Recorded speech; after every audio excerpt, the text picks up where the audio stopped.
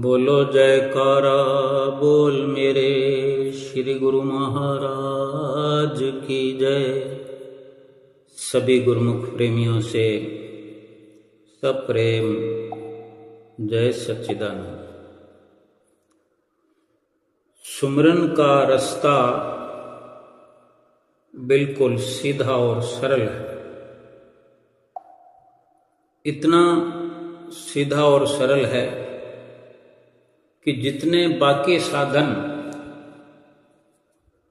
आत्म कल्याण के, भगवत प्राप्ति के हम करते हैं, बेशक जो 5 नियमों की पालना भी हम करते हैं, फिर भी उन सभी से सीधा और सरल रास्ता स्मरण का है। इसलिए हमारे महापुरुषों ने बार बार जोर दिया है कि 5 नियमों के साथ सुमिरन जो है जरूरी है। हर मनुष्य भरपूर क्षमताओं से परिपूर्ण है, क्योंकि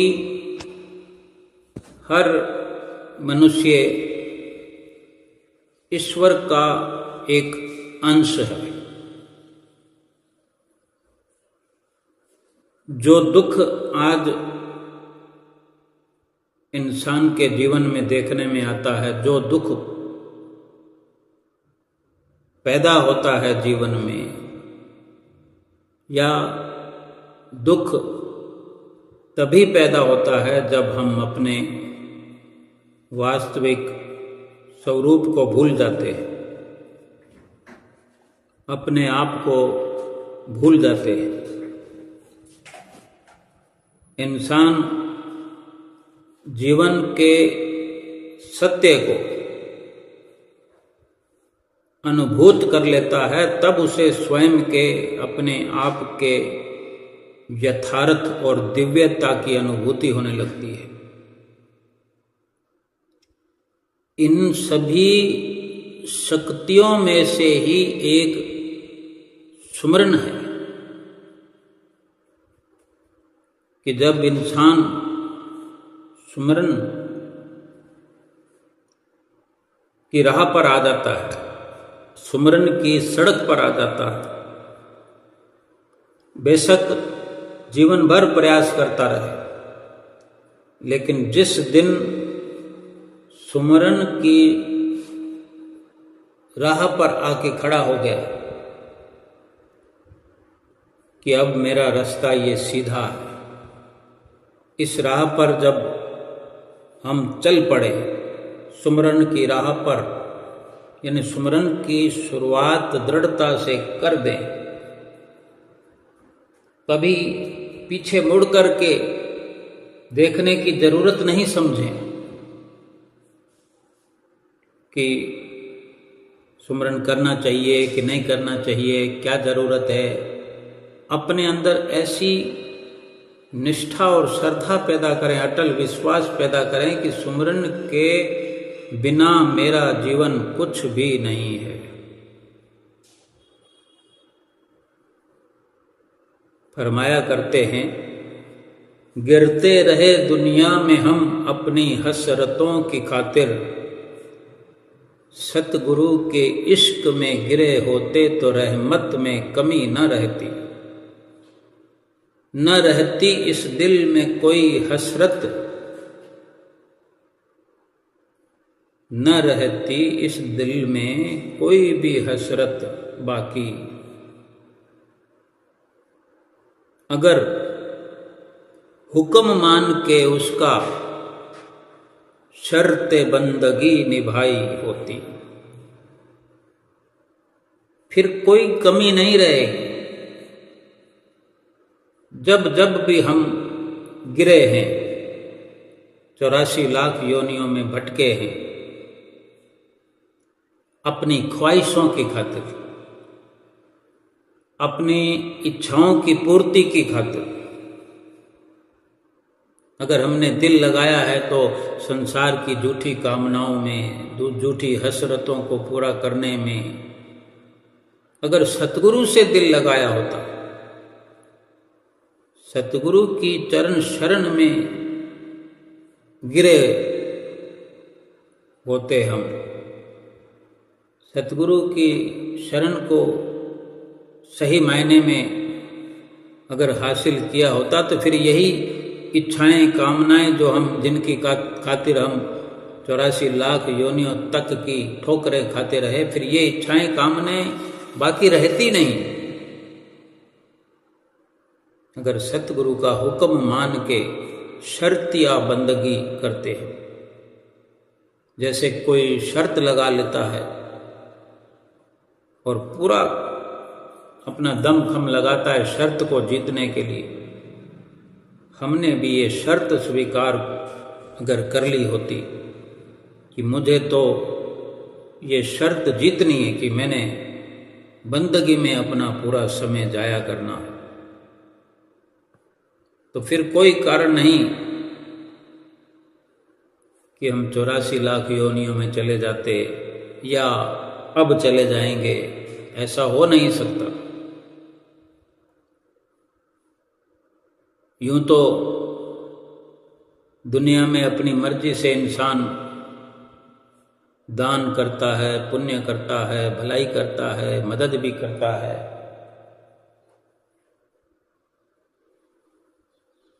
लेकिन हाथों के द्वारा जो दिया जाने वाला दान है, जो हम हाथों से दान करते हैं, इससे अधिक श्रेष्ठ दान मन के द्वारा दिया जाने वाला शुभ भावना का दान है। किसी को कुछ दे करके उस दान का लाभ इतना नहीं मिलता, और इससे कई हजारों लाखों करोड़ों गुना लाभ जो है मन के द्वारा, अपनी शुभ भावना के द्वारा, या यूं कहें कि अपने मन का दान कर दिया जाए, फिर दान करने की भावना इस बाकी नहीं रहेगी। एक एक को दान करने की जरूरत नहीं पड़ेगी, क्योंकि ये विचार तो मन से उठते हैं। संकल्प, विकल्प, अच्छे विचार, बुरे विचार मन से पैदा होते हैं। जब मन ही नहीं रहेगा, मन को ही हमने दान कर दिया, अपनी भावना का दान कर दिया, अपने विचारों का, कामनाओं का, सब प्रकार से हमने सतगुरु के चरणों में समर्पित कर दिया, कुछ रहा ही नहीं हमारे पास दान करने। और यूं जो हम जितना भी दान करें, पुण्य करें, उसका अहंकार होगा, अहंकार से फिर क्रोध होगा, लोभ होगा। जो दान किया जाएगा उसको वापस खड़ा करने के लिए एक हमारी इच्छा, कामना रहेगी कि मैं और प्राप्त करूं, और दान करूं। दान करना अच्छी बात है, लेकिन उसी दान को करते हुए, उसी दान को करने की लगन में और उचित और अनुचित ना देख करके धन प्राप्त करने की जो लालसा है, जो लोभ है, वो बढ़ता जाए तो दान का लाभ क्या होगा? दान वापस अवश्य मिलेगा, बढ़ चढ़ करके मिलेगा, 10 गुना, 20 गुना, 50 गुना, 100 गुना। क्या मालूम किसकी क्या दुआ हमें मिलती है, उतने गुना मिलेगा। या भगवान की इच्छा है जितने मर्जी गुना देगा, लेकिन जो उचित और अनुचित का ज्ञान किए बिना, समझ किए बिना इकट्ठा किया जाता है, धन कमाया जाता है लोभ के वश होकर, उधर से जो नुकसान होगा वो भी तो हमारा ही होगा। ऐसा नफा किस काम का कि 100 रुपये का नफा हो और 500 रुपये का नुकसान हो जाए? कब तक चलेगा? केवल बात को समझने की जरूरत है कि महापुरुष जो हमें सुमरन की लाइन पर लाना चाहते हैं, सुमरन की सड़क पर लाना चाहते हैं, उसमें नुकसान कुछ भी नहीं है। ना उसमें अहंकार आता है, ना फिर अहंकार आने के बाद कोई क्रोध आता है, न लोभ आता है, न मोह रहता है, न काम रहता है। सब कुछ जल जाता है उस सुमरन की, ज्ञान की ज्वाला में, उस रोशनी में, उस तेज में, उस प्रकाश में। ये सब अंधेरे के काम, क्रोध, लोभ, मोह, अहंकार, ये जो सब तरह के अंधेरे के अंदर दिखने वाले, चमकने वाले जुगनू हैं, ये सब उस प्रकाश में जल करके भस्म हो जाते हैं और केवल लाभ ही लाभ फिर सुमरन में होता है। और जितने कर्म कांड हम करते हैं सब कामनाओं से प्रेरित होते हैं। कोई हवन कराते हैं, यज्ञ कराते हैं, कहीं पैदल चल के जाते हैं सैकड़ों किलोमीटर की दूरी पर, या हम उसको सोने का छत्र चढ़ाएं, चांदी का छत्र चढ़ाएं। एक विचार करने वाली बात है कि जहां जिसको हम दे रहे हैं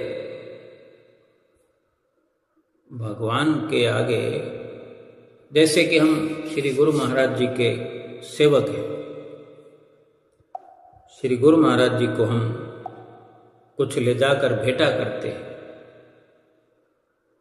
एक बड़ी मधुरता से, बड़े मिठास से अपने अंदर विचार करें कि क्या श्री गुरु महाराज जी को इन सब आडंबरों की जरूरत है जो हम देखते हैं, जो हमें दिखाई दे रहा है महापुरुषों की रचना में। आडंबर ही आडंबर नजर आता है, उनको जरूरत नहीं है। ये एक नक्शा बना है हमारी भावनाओं का, हमारे शुद्ध विचारों का, हमारी शुभ भावनाओं का, हमारे मन में जो शुभ भाव उत्पन्न होते, जिससे हम अपने संस्कारों के वशीभूत, प्रारब्ध के वशीभूत, जो हमें ये अवसर मिला है, हम सतगुरु की ओर खींचे चले जाते हैं। ये इस दरबार का जो नक्शा है, ये कई प्रकार के इशारे करता है। ये हमारे घर से दूर है, घर से हटकर है, संसार से हटकर है, संसार से बढ़कर है। वहाँ जाकर के हमें कोई चिंता नहीं रहती, कोई फिक्र नहीं रहता, कुछ कमाना नहीं है, कुछ खर्चना नहीं है, बस सेवा करो, खाओ, दर्शन करो, खाओ, यानी सब कुछ अपने आप होता चला जाता है।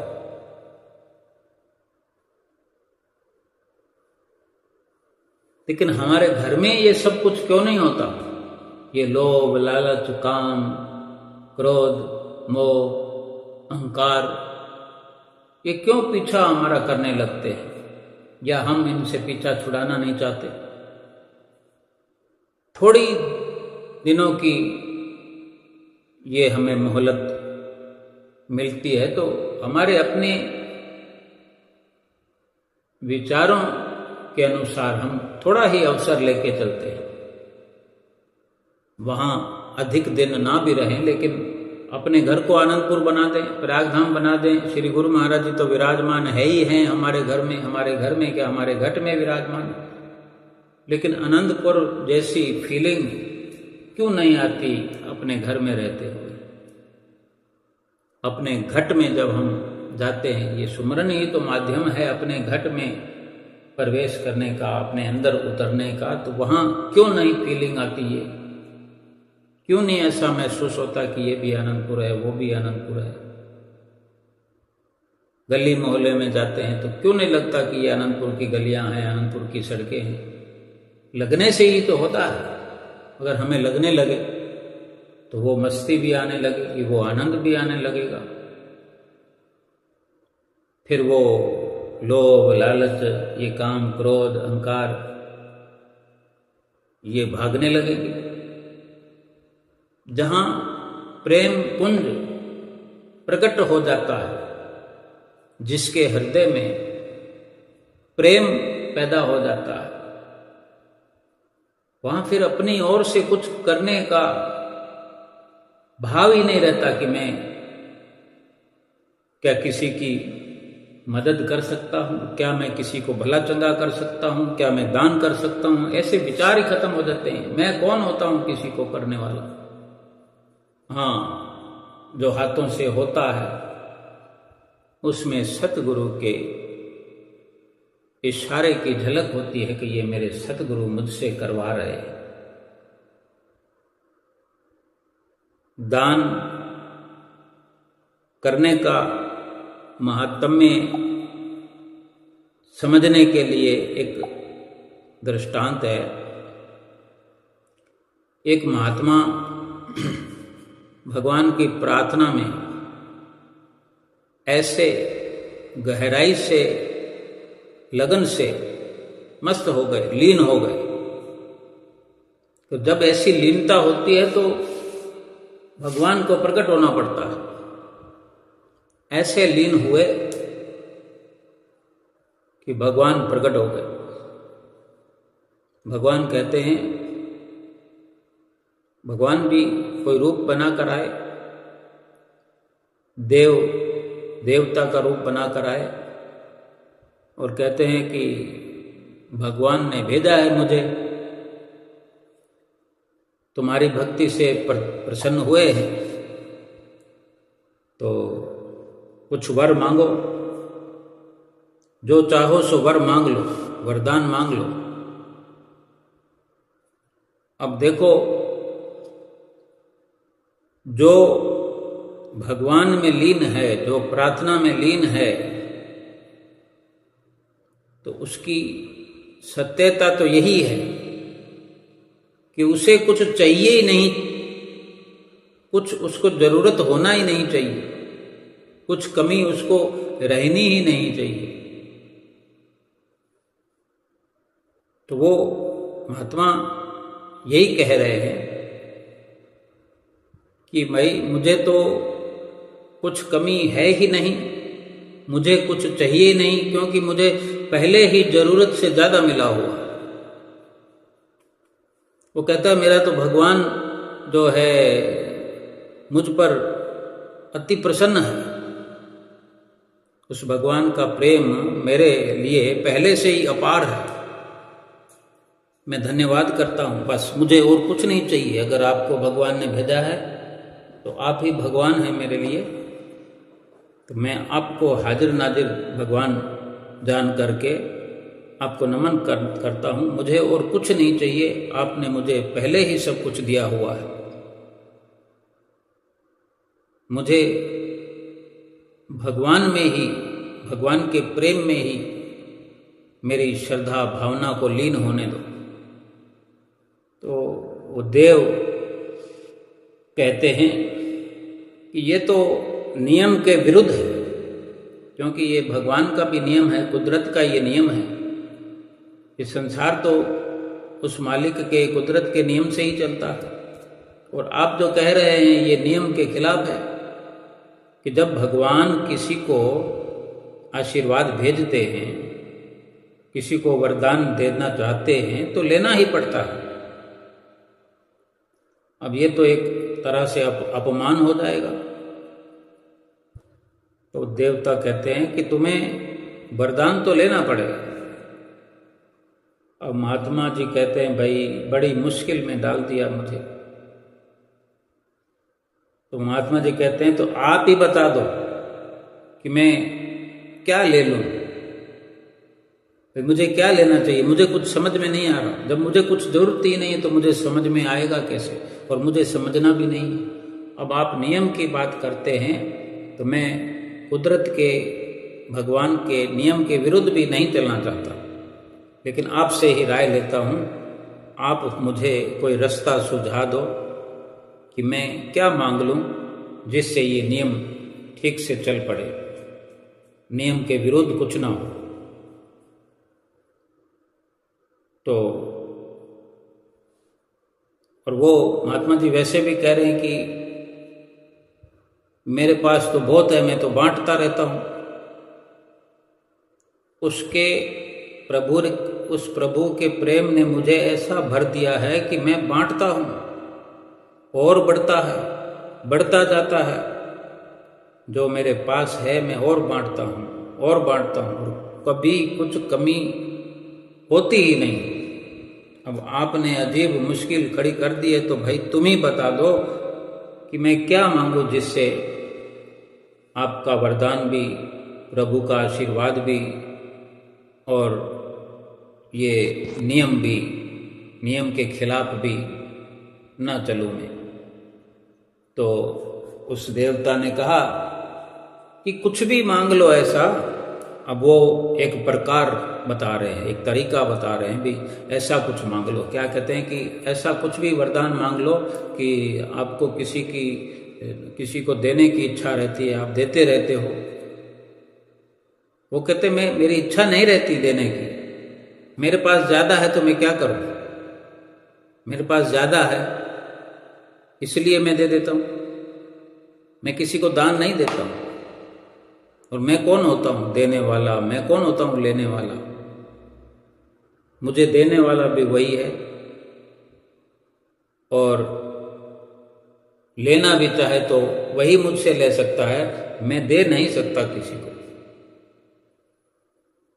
तो वो देव कहते ठीक है, ऐसा ही सही, लेकिन कुछ ऐसा मांग लो जिससे दूसरों का भला हो। जैसे कि तुमने किसी को छू लिया, तुमने अपने हाथों से किसी बीमार को छू लिया, तुम्हारे छूने से कोई बीमार ठीक हो जाए, तुम्हारे छूने से कोई सूखा वृक्ष हो वो हरा हो जाए, किसी धरती पर फसल ना होती हो, उस धरती को तुम छू लो, उस धरती पर तुम चले जाओ, वो धरती बंजर हो और हरी भरी हो जाए। ऐसा कोई वरदान मांग लो। तुम्हारे काम का ना सही, किसी और के काम का, किसी और के लाभ का ये कार्य हो जाएगा। तो महात्मा जी कहते हैं ये तो ठीक है, आपकी बात 16 आने ठीक है, लेकिन इसमें खतरा बहुत है। वो देवता पूछते भाई खतरा इसमें क्या है, भाई इसमें क्या खतरा है, देने वाले भगवान हैं, जो दे रहे हैं तुमने तो रखना नहीं है, फिर खतरा क्या। तो महात्मा कहते हैं खतरा ये है कि मेरे छूने से मुर्दा अगर जिंदा हो गया तो मेरे में अकड़ पैदा हो जाने का डर है, क्योंकि मैं बिल्कुल मिट्टा नहीं हूं, क्योंकि अभी मैं बाकी है मेरे में। मेरे हाथ लगाने से कोई सूखा वृक्ष जो है हरा हो गया तो अहंकार हो जाएगा। मेरे किसी पेड़ को छूने से हरा हो गया, या किसी पौधे को छूने से उसमें बेमौसमी फूल आ गए, कोई मुर्दा जिंदा हो गया। जब तक मैं थोड़ा थोड़ा बाकी हूँ, अभी जब तक मैं मरा नहीं हूँ, जब तक मैं जिंदा हूँ, बाकी हूँ, तो ये खतरा है कि अहंकार बढ़ सकता है। अहंकार बढ़ गया तो सारी मुसीबतें ही मुसीबतें। फिर वो महात्मा खुद ही अपनी ओर से मांग करते हैं कि ठीक है, अगर जिद कर रहे हो, जरूरी कुछ देना ही है वरदान, तो ऐसा करो कि ये वरदान और आशीर्वाद प्रभु का मेरी परछाई को दे दो, मुझे हाथ लगाने की जरूरत ना पड़े। मेरी परछाई अगर किसी पेड़ की, सूखे पेड़ पर अगर परछाई मेरी पड़ जाए चलते चलते, तो वो बेशक हरा हो जाए, अगर किसी मुर्दे पर मेरी परछाई पड़ जाए, वो बेशक जिंदा हो जाए, तो देवता कहते हैं, वाह महाराज, इससे क्या फर्क पड़ेगा, वरदान तुम्हें मिले या तुम्हारी परछाई को, इससे क्या फर्क पड़ेगा। महात्मा ने कहा, इससे फर्क पड़ेगा कि मैं आज से पीछे लौट कर मुड़ कर देखना बंद कर दूंगा, मैं पीछे नहीं देखूंगा। और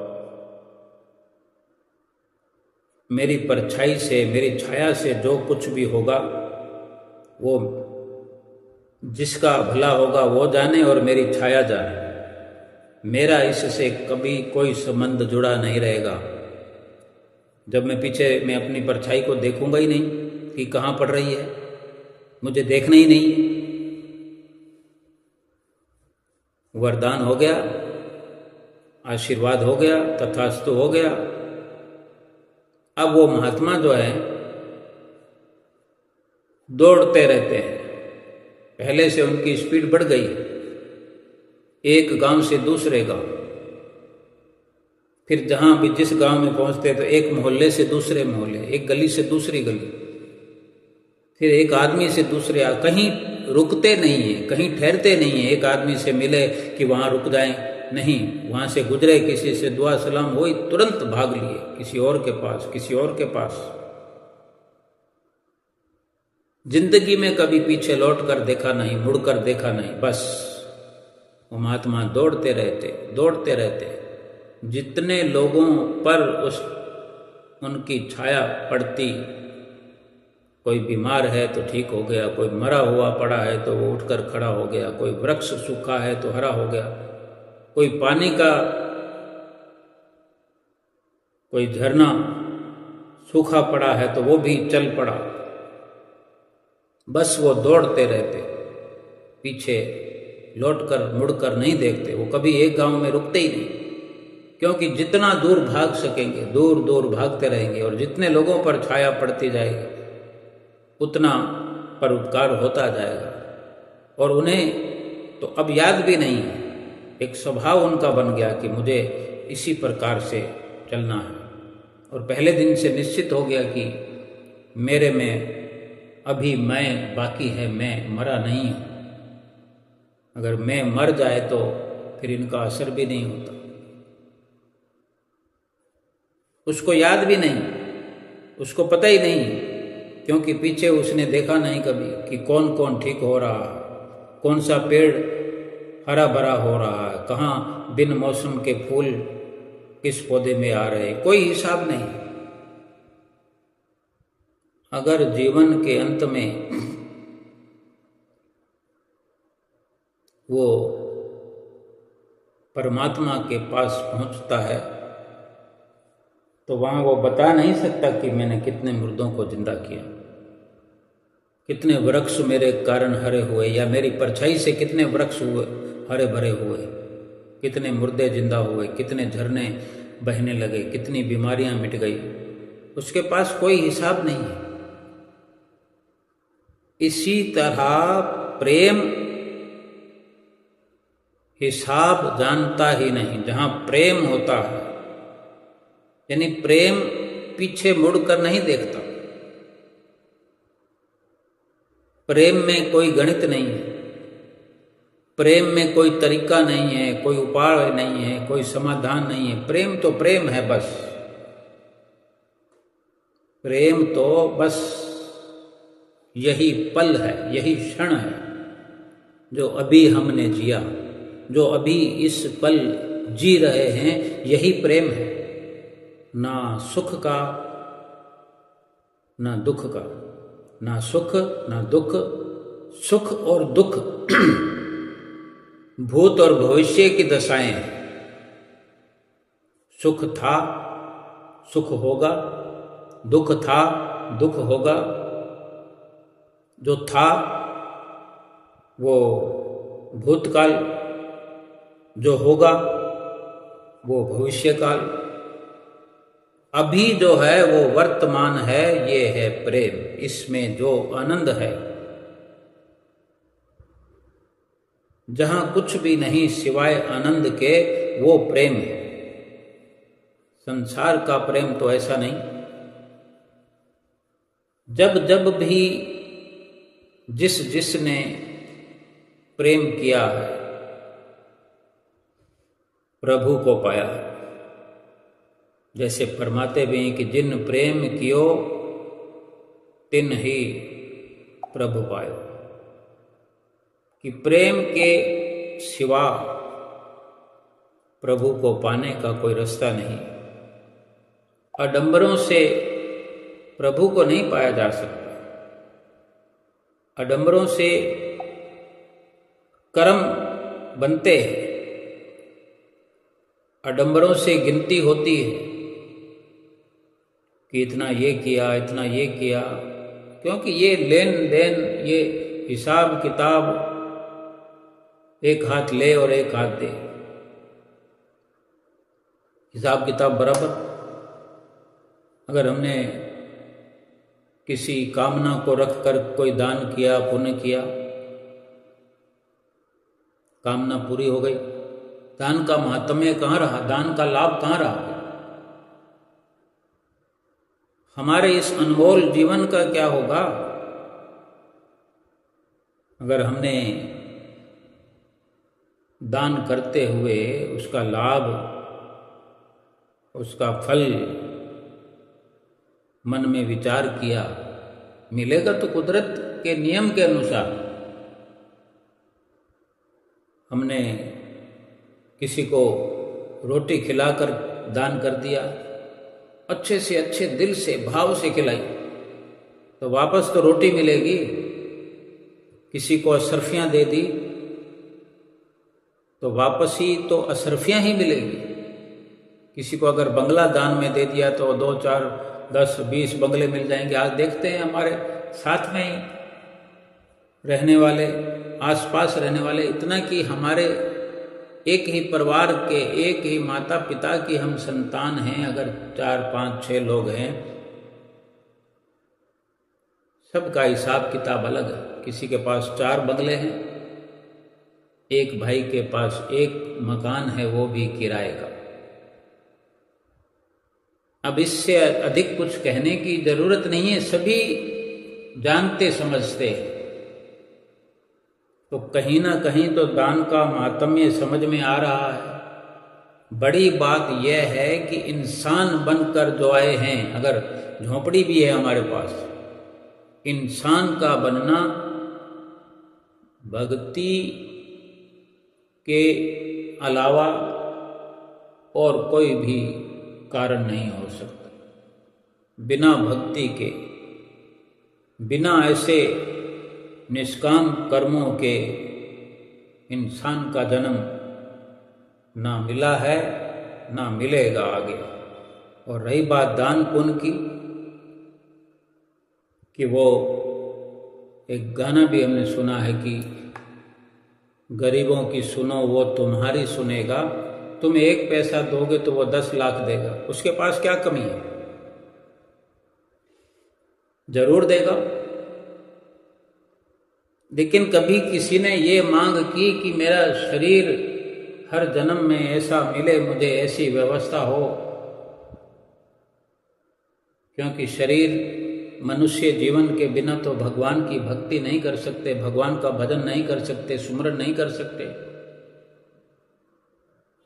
और जिसको सुमरन करने की चिंता हो आएगी, इस विचार में जो ये रहेगा कि मुझे इंसान का जन्म तो चाहिए ही चाहिए, तो वो अधिक से अधिक ये कोशिश भी करेगा कि सुमरन अधिक से अधिक कर लूं। बाकी के जितने भी रास्ते हैं वो इसी के अंदर समाये हुए हैं, दिखते नहीं।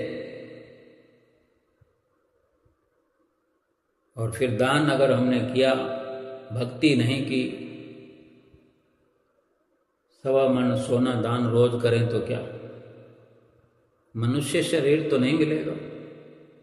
क्योंकि महापुरुषों के वचन हैं, अगर उनको हम सत्य समझते हैं, गीता, रामायण, और भी जो शास्त्र हैं, अगर वो सत्य है, भगवान श्री राम, भगवान श्री कृष्ण, जो जो भी अवतार इस सृष्टि में है, सब ने उस पर दस्तखत किए हैं कि ये सत्य वाणियां हैं। परम संत कबीर साहब जी ने अपनी वाणी में लिखा है कि कबीर गुरु की भक्ति बिना राजा गधा होए। कबीर गुरु की भक्ति बिना राजा गधा होए। माटी ढोए कुम्हार की, घास न डारे कोई। अब राजा के पास तो बहुत संपत्ति होती है, लेकिन उसको गधे का जीवन मिलने पर भी ये साथ में जोड़ दिया कि गधा बनेगा अगर भक्ति नहीं किए तो कोई घास भी नहीं डालेगा। हालांकि दान करने से, श्रद्धा भावना से दान करने से गधा भी वो किसी राजा के दर पर जाकर खड़ा हो सकता है, हाथी बन के राजा के घर जा सकता है, बहुत कुछ मिलता है खाने को। आज एक कुत्ते की योनि में, आज इस कलयुग में देखने समझने के लिए अधिक जोर देने की जरूरत नहीं है, बड़ा आसानी से समझ में आता है, समझ में आएगा कितना कुछ उसे सुविधा मिल रही है। सभी को नहीं, जिसने दान किया है वो अपने श्रेष्ठ कर्मों के अनुसार अधिक से अधिक कुत्ते की योनि में आया। उसने इतने ही श्रेष्ठ कर्म किए। उसने क्या खो दिया? केवल कोई इच्छा कामना को रख के दान तो किया, लेकिन मनुष्य जन्म को खो दिया। अब नहीं मिला हुआ है, वो कुत्ता बनकर के आया, या कोई गधा बन करके आया, या हाथी बन करके आया। क्या वो भक्ति कर सकते हैं? भजन कर सकते हैं भगवान का? दर्शन करते हैं, दर्शन कर सकते हैं क्या? सतगुरु से मिल सकते हैं? सतगुरु से मुलाकात कर सकते हैं क्या? 84 लाख योनियां मिल चुकी है। जितना दान किया है धीरे धीरे मिलता रहेगा, मिलता रहेगा, मिलता रहेगा। जब दान की सारी सीमा खत्म हो जाएगी, फिर केवल सिंपल 84 लाख योनियां ही रहेगी। हर बार वो किसी राजा के घर में कुत्ता या गधा या घोड़ा बनकर नहीं आएगा, फिर गली का कुत्ता बनकर रह जाए, मच्छर मक्खी बन के रह जाए, कीट पतंगा बनकर रह जाए।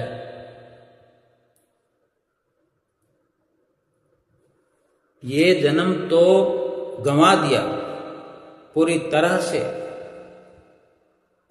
से बाजी हम हार गए। और जो अभी हम समझ करके देखें, विचार करके देखें कि जो जन्म हमें मिल गया, जिस श्रेणी में हम चले गए हैं, वो 84 लाख योनियों की श्रेणी है। कब खत्म होगी वो? उसका कब अंत होगा? बेशक उसका वर्णन तो हो गया है कि 84 लाख योनियां, 84 लाख योनियां।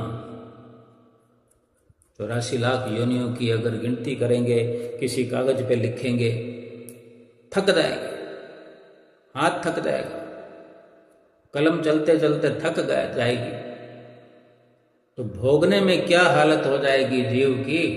जीव तो वही है, मनुष्य शरीर कुर्बान कर दिया है 84 लाख योनियों पर। 84 लाख योनियां प्राप्त करने के लिए क्या मनुष्य जीवन की बलि चढ़ाई हमने? क्या मनुष्य जीवन इसलिए मिला था? इतना बड़ा लाभ कमा लिया हमने। अब भजन सुमरन करने की बारी कब आएगी? ये जीव आत्मा पड़ी सब योनियों में, 84 लाख योनियों में पड़ी रोएगी, कुरलाएगी, तड़फेगी उन शरीरों के माध्यम से।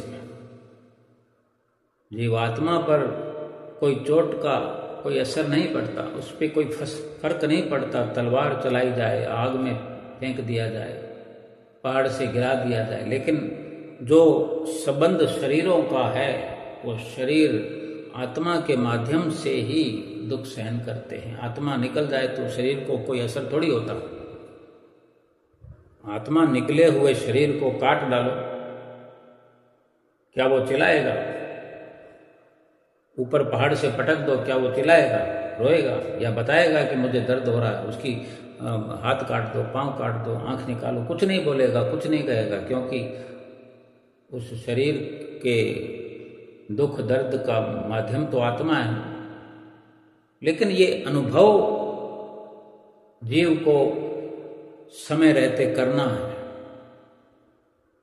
कि 84 लाख योनियों के इस पचड़े में क्यों पड़ना। लेकिन आज हमें जो अवसर मिला हुआ है वो भजन सुमरन करने के लिए मिला हुआ है।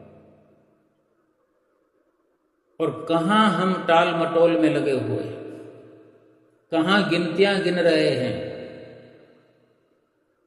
क्या जरूरत है? हमारे पास कुछ भी नहीं है, कुछ भी अगर दान पुण्य करने को भी नहीं है तो किसी को जरूरत कहाँ है? हम क्यों सोचते हैं कि हमारे करने से कुछ होगा? हमारे पास अगर लगता है अधिक है तो आंख बंद करके दे सकते हैं, लेकिन जो हम असल लाभ प्राप्त करना चाहते हैं वो है सभी साधनों से ऊपर सुमरन, भजन अभ्यास, श्वास श्वास बंदगी।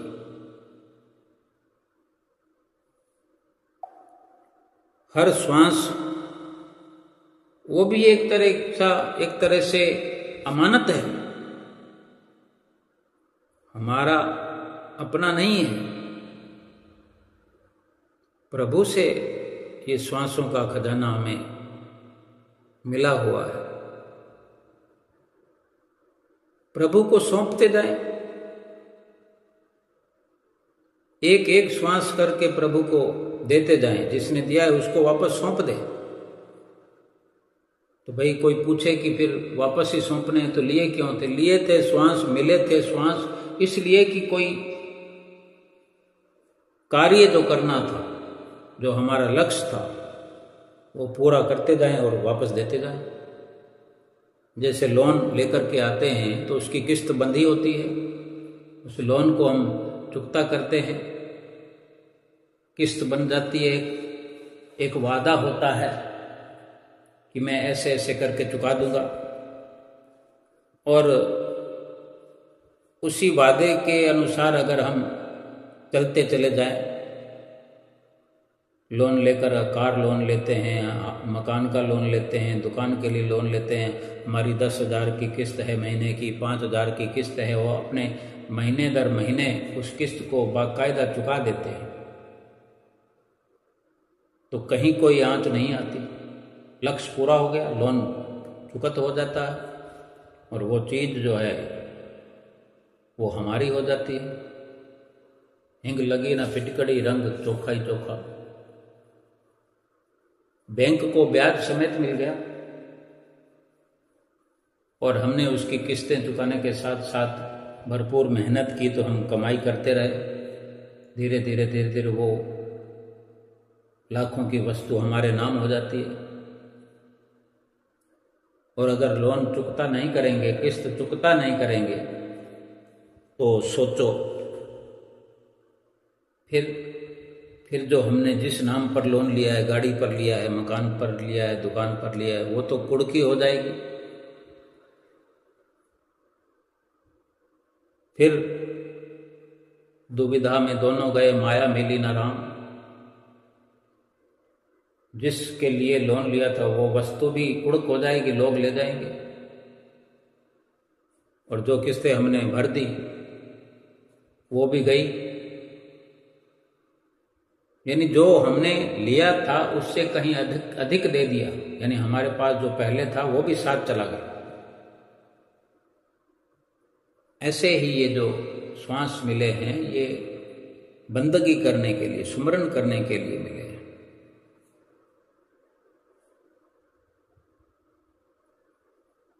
एक एक श्वास अब सुमरन में लगता है हम सुमरन कर रहे हैं।